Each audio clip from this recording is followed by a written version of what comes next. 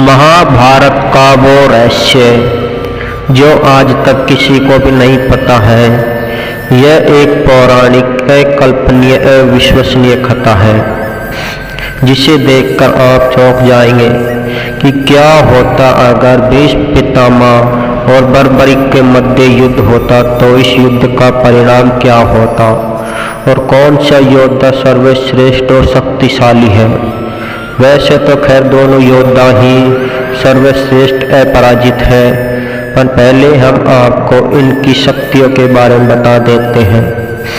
भीष्म पितामह के गुरु परशुराम थे, जो अतुलित बलशाली और असीम शक्तियों के स्वामी थे, जिन्होंने इस धरा को 21 बार क्षत्रियों से विलीन किया।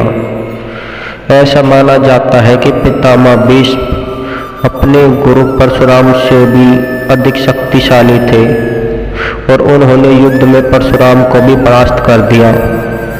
और इनके गुरु बृहस्पति और शुक्र थे, इन्होंने भी इनसे भी शिक्षा प्राप्त की। इनसे और इनको वरदान भी था कि इनकी इच्छा के विरुद्ध इन्हें कोई भी नहीं मार सकता था, इसलिए ये अपराजित थे।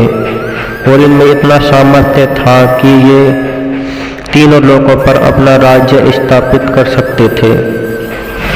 और दूसरी बात करते हैं हम वीर बर्बरीक के बारे में।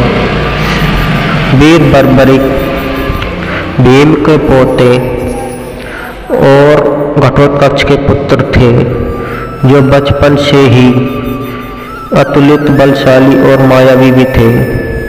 बर्बरीक के गुरु श्री कृष्ण थे और उनकी दादी मोर हिडिंबा थी। इन्होंने इनको शिक्षा दी और कहा कि तुम्हें यदि संसार में सबसे अधिक शक्तिशाली बनना है, तो पहले तुम्हें भगवान शिव की आराधना करनी होगी। सबसे पहले बर्बरीक ने भगवान शिव की आराधना कर समस्त अस्त्र शस्त्रों का ज्ञान प्राप्त कर लिया, परंतु इससे भी ये अधिक कुछ नहीं हुए और इन्होंने और अधिक शक्तिशाली बनने के लिए माता काम्या देवी की आराधना की और उनसे 3 अभेद्य बाण प्राप्त किए।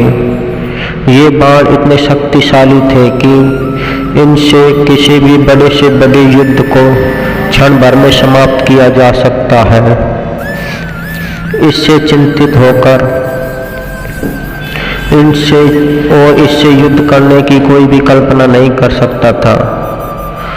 जैसे हम आपको बता देते हैं, यदि इन दोनों में युद्ध होता तो इस युद्ध का परिणाम कुछ भी नहीं होता, क्योंकि भीष्म पितामह के पास असीम शक्तियों के साथ इच्छा मृत्यु का वरदान था, जो उन्हें इससे मारा नहीं जा सकता था। यदि भीष्म पितामह भी इस पर आक्रमण करते तो वीर बर्बरीक अपने बाणों की रफ्तार से ही भीष्म पितामह के समस्त बाणों को उत्तर दे सकते थे।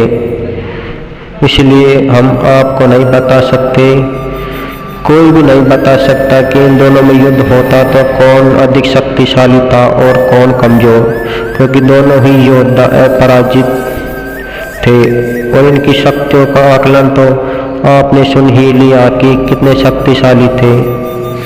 यदि महाभारत में शामिल भी होते तो इनका युद्ध निरंतर चलता रहता और इस युद्ध का कोई परिणाम नहीं निकलता। और यदि आपके मन में कोई अन्य विचार है तो कमेंट में अवश्य बताइए कि कौन अधिक शक्तिशाली थे।